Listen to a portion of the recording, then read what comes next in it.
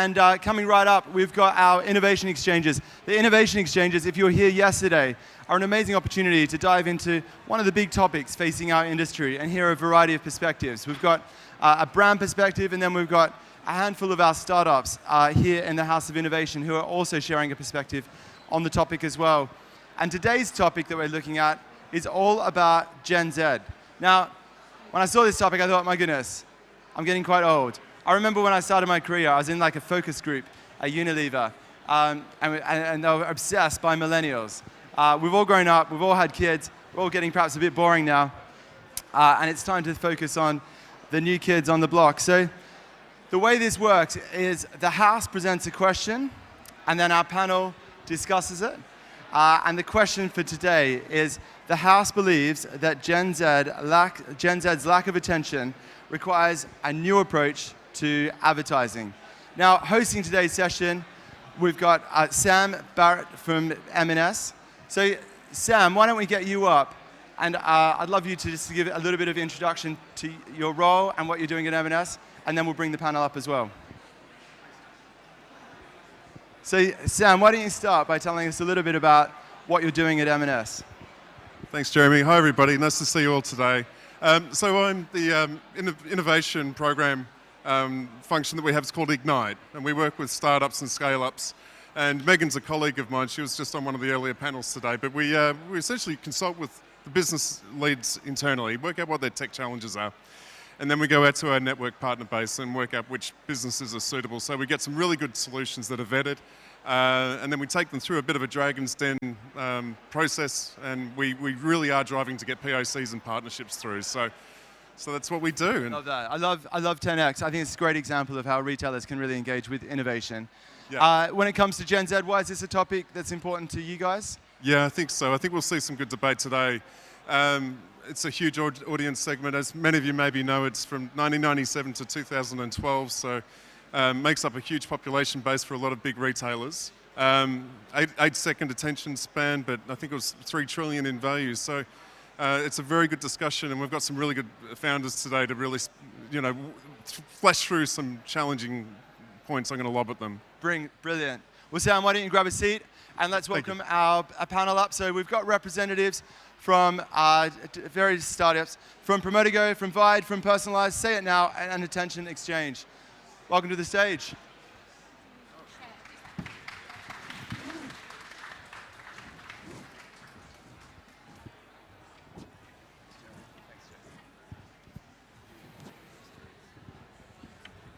Jason, do you want to kick off? Just introduce yourself and the business as well, and then we'll just go down to Sam and straight down. Hello everyone. Apologies in advance, I've got a really sore throat, but I can assure you I haven't got COVID. I'm testing twice daily. So I'm Jason, I'm co-founder of a company called Personalyze. We're a big data analytics company. We help brands identify, understand and target customers more effectively across social and programmatic advertising. In the influencer space, we work with brands and do a lot of influencer discovery, validation and measurement. I'm also a father of 3, and so this resonates with me. So a couple of Gen Z under my belt, so happy to talk about that in a bit. Thanks, Jason. Samuel? Yeah, hi everyone, I'm Sam, co-founder of Vyde. We work with brands like PayPal and Vodafone, and we help them turn passive ad views into active attention. And the way we do that is by repurposing video assets and turn them into conversational ads, which empower the user to control their own experience. So we're kind of flipping that model on its head to really give the user the control. Welcome, Sam. Maria from Say It Now. Hi, thank you. My name is Maria Cadbury. I'm Global Strategic Partner at Say It Now. And we have the absolute joy of bringing actionable audio ads and actionable connected TV to the world. And when we talk about Gen Z, it's going to be quite fun because what we do now, you can talk to your smart speakers, and Gen Zs are actively looking for ways to talk, to use voice. And so everything we do is build voice apps. We've brought digital attribution to audio by bringing attribution to the world that was once radio, then digital audio, that's now actionable audio. Thank you. Hi everybody, I'm Nick. I'm the co-founder and CEO of Promotigo. And we're an interactive digital gamification platform. So we help brands engage with consumers and facilitate the value exchange, the bit that's in return for giving your data across. And I think talking about Gen Z today is really interesting. I'm also a father of two. We had a little bit of a panel discussion amongst my kids and their friends about this topic. So I think this can be a really interesting debate today. Good afternoon, everyone. My name is Guillaume, and I'm the founder and CEO of the Attention Exchange. So we come from the world of fintech, not ad tech, and our audience join our platform by giving us explicit consent to see their banking transactions. We see their income and we see their spending, which allows us to match them with relevant content, relevant to their spending, not their browsing. So we enable ultimately cookieless targeting and cookieless attribution because we see the transaction when they spend it with the brand. So in return for that data, we pay them 20% in cash directly into one of their connected accounts for their attention to the content. Well, welcome, panel. And just to reiterate for the audience today, so we're here to discuss the challenge, and this is a debate, so you will be voting at the end of it by a show of hands, so pay attention. So the topic will be that Gen Z's lack of attention requires a new approach to marketing. Okay, so we're trying to work out. Now, I'd like to throw the question, I might start with Maria, but just around Gen Z. How are they different from other age demographics? And can you just maybe give a little bit of an example about how Say It Now is maybe tweaking an approach towards them in marketing strategies? It's really, really interesting because when it comes to smart speakers, everybody, every age has a smart speaker, which is really interesting. But with Gen Zs in particular, they all have a smart speaker. What we've seen is Gen Zs are, as I mentioned, they're actively looking for ways to use their voice. We're all getting the voice messages. So with the really beautiful thing with a smart speaker, it's a trusted friend in your house. And the research shows that if Alexa says your brand's name, like Honda, Subaru, M&S, and what they're doing right now is it has 35% brand recall, which is phenomenal by using your voice. And the Gen Zs are now looking to go, they don't want to pick up their phone, they don't want to lift their laptop, they want to actually just do it. So and this is cut through within the home because people have a smart speaker in all their rooms right now, which is really interesting. So you can have an audio ad and listen to this fantastic, they listen to Spotify or DAX or Octave, any of the radio stations, you'll hear an M&S ad. The difference is to say, why don't you open up M&S? Get a coupon straight to your phone. Get the latest fantastic summer outfit. Gen Zs are like, that's exactly what I want. Alexa, open up M&S. So it's cut through in the home. So this is like, for us, it's really exciting because we've brought attribution to the space. So we'll be able to say what the data is from an impression point of view, but we'll also be able to tell you how long do they spend in their voice app. We'll be able to tell you if they asked for a coupon, how many actually received a coupon, a phenomenal deep attribution data, which is the first time that anybody's been able to do this.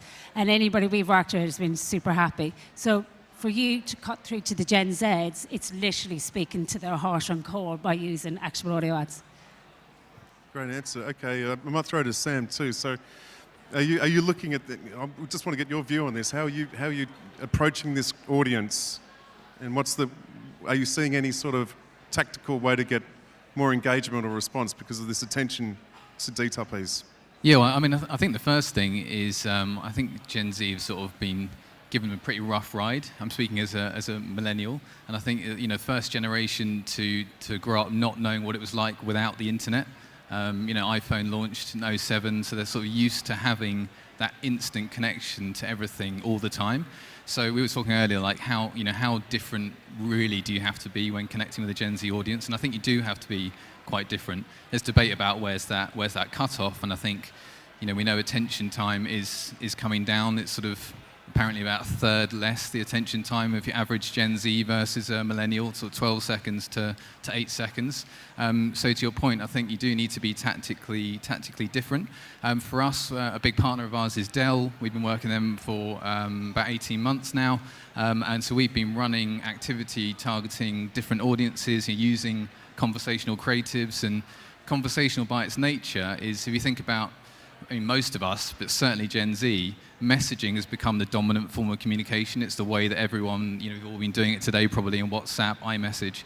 And so engaging them in a method and a media that they're used to interacting with is really important. And with Dell, I was talking to our creative lead about this yesterday. We make some quite big changes creatively to really attract the attention in a shorter amount of time.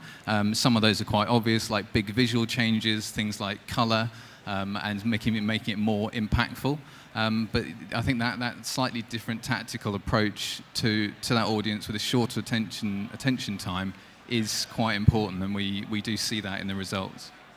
Thanks, Sam. Jason, good one for you to pick up on omni-channels. So what are the most successful ways that your business is getting in front of the audience here? So using the Dell example, we've recently done some targeting for Dell across a whole range of products, like entry-level laptops for studying to middleware for gaming. And we're all about serving up relevancy in advertising. I just think that needs to be and some for this generation. You don't get away. There's no compromise with them. So you have to be almost hyper-targeted with the relevant information that you're sending them with that audience. And I always say to people, it doesn't matter how good the creative is, if it's going to the wrong audience, it's going to misfire. So what we're all about is serving up relevant content, and agree with you there, how you serve that up, engage with them, how they interact, how they speak to each other, and reward and entertain. It's just got to be prevalent. There's no quick fix with this. They're particularly savvy, they're particularly unforgiving, my three are at least, and you need to work a little bit harder, I think, to get that engagement that you want and the metrics that you want from your advertising if you're targeting a younger demographic. Guillaume, this is probably there's a lovely flow here because this is your core, isn't it? This is what you're focusing on. Now you're monetizing Zoomers to engage and interact. Is that working, and have you tested and trialed a few other ways to keep the attention? So, yes, it is our core. I've literally bet my house on the fact that we do need a new approach. I think the first thing to recognize is that Gen Z have exactly the same 24 hours in a day that boomers did, millennials did, and Gen Y before them. I think as advertisers, our challenge has always been, how do you stop them? How do you stop the scroll? Right? We've stopped the scroll of a turning of a magazine or a newspaper page. How do you stop the scroll of a next television station? How do you stop the refresh of a news feed on your app? And now we're on this infinite scroll, right, of constant dopamine supercharged highways. And the question is, how do you stop that? Because actually attention, I don't have any children yet, but certainly my nieces and nephews, if they're on TikTok, their attention is 100% focused on that phone for hours a day. So I don't think it's a lack of attention, it's a lack of stop, pattern interrupt. And so what we've done is ultimately created a private cinema room that takes them out of that dopamine highway and gives them 100% of screen, 100% of attention that is actually rewarding. We're not paying in tokens or vouchers or cash back, or their attention is a $400 billion industry. Why aren't they receiving a fair share of that? And to the point about the cookies and iOS ATT and all of this coming in to pull away the ability for advertisers to monetize their data, we're putting it full circle. We're saying, actually, you're the first recipient of the value of your attention. It is absolutely the most lucrative commodity online. So monetize it, and we think that the banking data is the only source of data you need to accurately target people. Right? People don't spend money typically on things they don't enjoy. So that's what we do. So yeah, and it's working, to your question. So we have 25,000 Gen Zers. They represent £275 million worth of transactions in the last 18 months. They spend on average 97% of video content they watch is viewed to completion, and an average click-through rate of 19.6%. So they are engaged because you're not interrupting their dopamine fix. They've come there specifically to engage with you as a brand, you as an advertiser. It's relevant, and it puts cash in their bank. Now, Nick, you're lucky. You've had a chance to listen to some of the views on the panel. Like what Jason was mentioning about getting the right content to the right audience, also just listening to about how you engage and the different ways here. Are you is this glimpse of attention a problem, or is this something that you work with and builds up multiple glimpses? Is that what you're looking at to engage these audiences so they convert to sale? Sorry, it was my lack of attention there, and I'm not even. I can't actually hear anything at this end of the room at all. It's really. You can answer what you like then. That's fine. I've got to jump in here. So yes, I mean, once you've got their attention, and once you've managed to stop the scroll, the key is if you actually want to have that communication. And whether it's Gen Z, whether it's millennials, whether it's anybody, 74% of the population now are willing to exchange their data with a brand that they trust, but there needs to be some kind of value exchange in return. And the thing with Gen Z, which I think is unique, and certainly, we were sitting here a few years ago saying, we need a new approach to marketing to target millennials. The fact is that Gen Z, they are digital natives. I completely agree about the whole dopamine hit and the continuous scrolling. I want something else, I want something else, I want something else. But what's unique in Gen Z is it's kind of what's in it for me? What are you going to give me in return for engaging with you? Are they going to, is there a trust, an exchange of trust that happens at that point with the brand? And how do you facilitate that value exchange? And that's growing, and certainly the next few years is going to grow more and more. Gen Zers don't want to be stalked on the internet every time they look at a web page, every time they see something. They don't want to be targeted by brands, but it's not just Gen Z. It's everybody now. People don't want untargeted messages being sent to them. So what we do, I mean, we work with brands globally like Unilever and help them engage with their audience by facilitating that value exchange. So it could be drive them to a game, something that engages them, something fun. There's a coupon in exchange. There's a chance to win a prize. There's some reason why they're going to come in and exchange data with you and then carry on that conversation. But just to finish, I think the most important thing, and certainly if there's a message that I wanted to put out to every brand today, and that is forget owning anybody's data anymore. Those days are gone. You don't own anyone's data. The right to the data is firmly in the hands of the consumer. They decide who talks to them and on their terms. And so it's absolutely key to make sure that whatever you're engaging with them on is relevant at the moment, and that you acknowledge that it's a privilege, not a right, to be able to talk to that audience. Well, thanks. I think we do have a little bit more time. I just want to quickly around each of you, just which omni-channel method do you think, if you had to pick one, which is the one you think would be the most successful for engaging Zoomers? Guillaume, you start. Well, I'm obviously biased, but there's an app called Zedosh that pays you to watch ads. So I think that one is the future. Nick, you jump in. It's whatever channel they're in at that point where they're talking to their own friends. I mean, actually, clearly TikTok, but if I take an example of my son, a lot of his social interaction is in gaming, and the friends will all meet within games. So you can talk to them in a gaming environment, you can talk to them on TikTok, WhatsApp. None of them are on Facebook, it seems, anymore, but they are on Instagram. So it's looking at the new channels where Gen Z are engaging, and typically it's where their friends are. Maria. I'm going to lead on with that, which is really nice. And actually, with Gen Zs, if you're at M&S and you really want to get cut through, you want to be where they are in their home. You want to be actually having that audio ad when they're playing their radio station.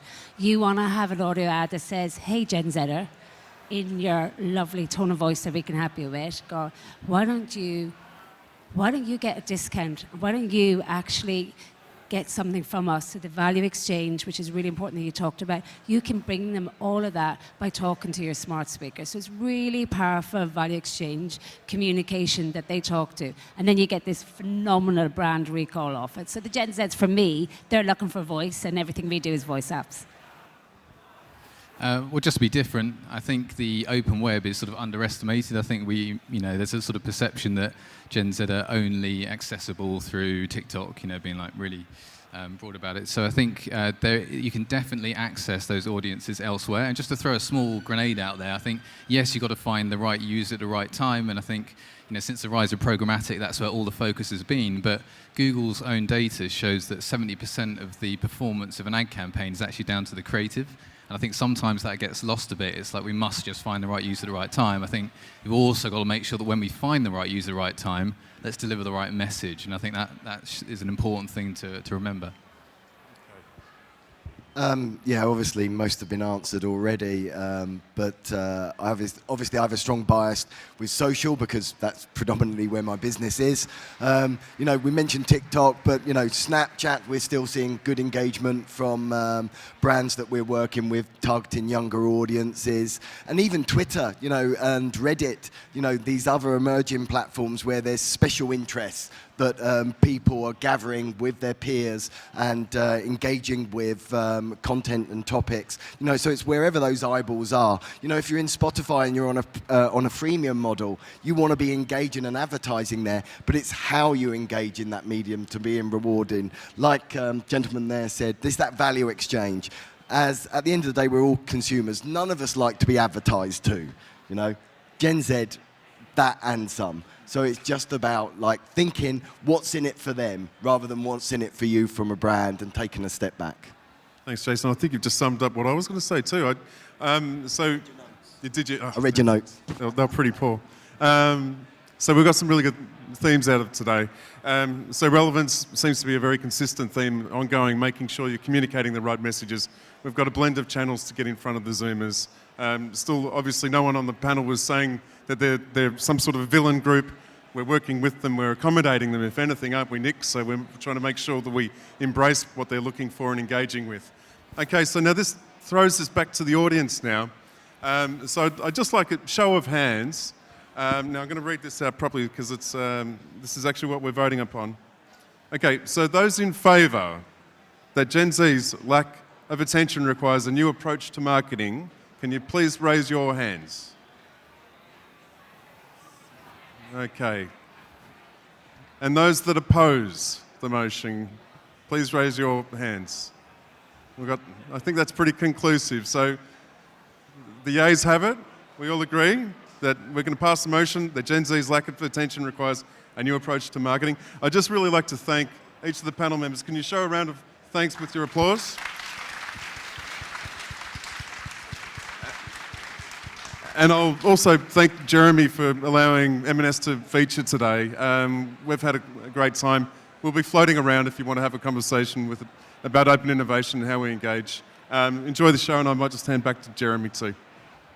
Thanks, everyone.